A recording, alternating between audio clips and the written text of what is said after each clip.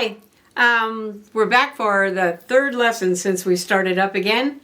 And today I've had a lot of people ask me, I just want to sit down and noodle at the piano. And sometimes when I'm waiting for an appointment or I just need to sit and unwind, I've learned how to do this. I don't think there's any books that teach it. So I think you're going to enjoy this. It's called Pachelbel's Canon Chord Progressions, but I call it noodling or just wandering around the piano. Have you ever just want to sit down and just play nothing, see what comes out? And sometimes a song comes out, so you could literally be a songwriter eventually. I only wrote one song. I think it was a little country song years ago, but a lot of the hymns in your hymnals, a lot of contemporary Christian music, almost all the country music, use this chord progression at some point. So I'm going to teach you the chord progression today, and I'm not going to get all complicated because a lot of teachers get really complicated and get into all of the theory that's involved. And if you want to do that, you can do it with my books. There's two things I recommend you have for the next few lessons that we do. Today, I'm not going to use it yet, but I'm going to kind of cheat and show you how to do something really fun, just to kind of give you a taste of what's to come. So this is a circle of chords. There are 2 DVDs. My circle is now I'm going to do a disclaimer. My circle is called the Circle of Fourths. Any book you open will be reversed. And I had a circle of chords in my music for years and never understood it. I always just shut the book and moved on. But I learned from one of my mentors about switching the circle up and putting the F chord at 1 o'clock and the G chord at 12. So it's just opposite. So don't write me letters. Don't email me and say, oh, you've got it backwards, because this is easier, trust me. If I can get it, you can get it. And then I made a little circle that we'll talk about that goes with this, okay?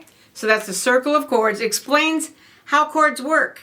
And it's eye-opening. When I learned it, it was like, wow, why didn't somebody tell me this a long time ago? And then you're going to have to know about chords. If you're still reading bass clef, you need this book. My emergency chord book has 2 DVDs, explains everything you need to know to play chords. And there's a acoustic piano version in there, and then there's a keyboard version in there also.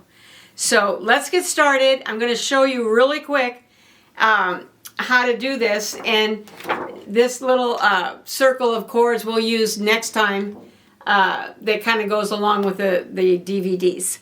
So stay tuned and let's just do this.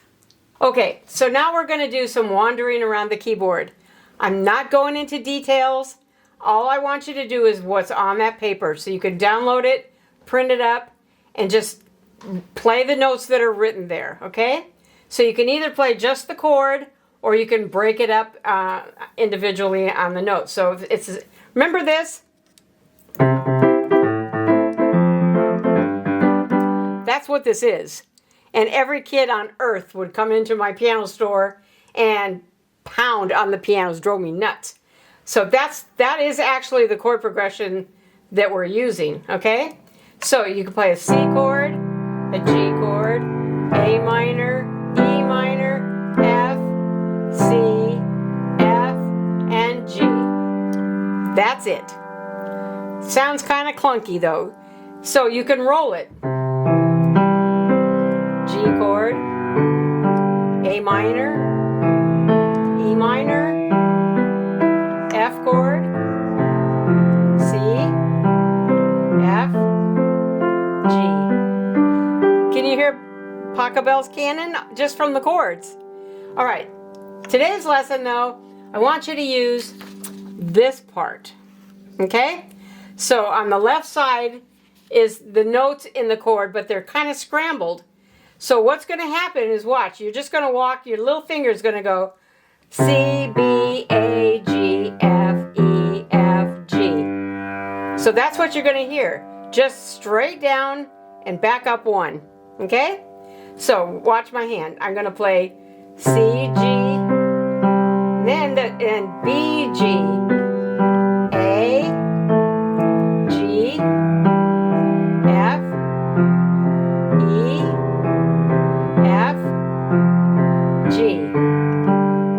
Now, just sit there and use the damper pedal and pick it up every time you change the chord, okay? Now, I'm going to start on the high E, above, an octave above middle C. And I'm just going to walk backwards.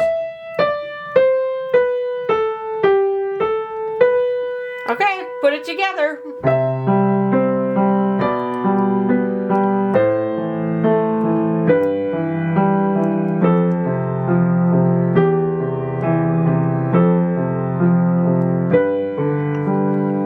Now, after you do that a few times, your right hand's going to go, whoa, I can do other things. So you can just play.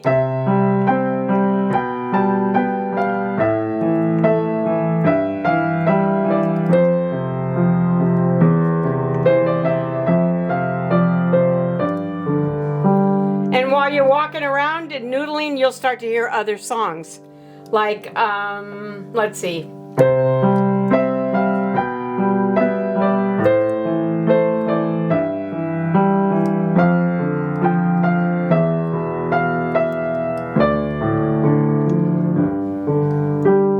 Okay, so who knows what comes out? I think you might find that you'll be able to play for a wedding pretty soon.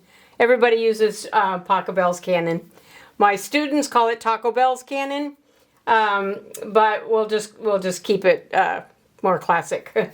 All right, so this is called Fun for Wandering Around the Keyboard, and it's just that simple. Don't make it complicated. Just sit there and practice this over and over and see how creative you can get. All right, we'll see you next time.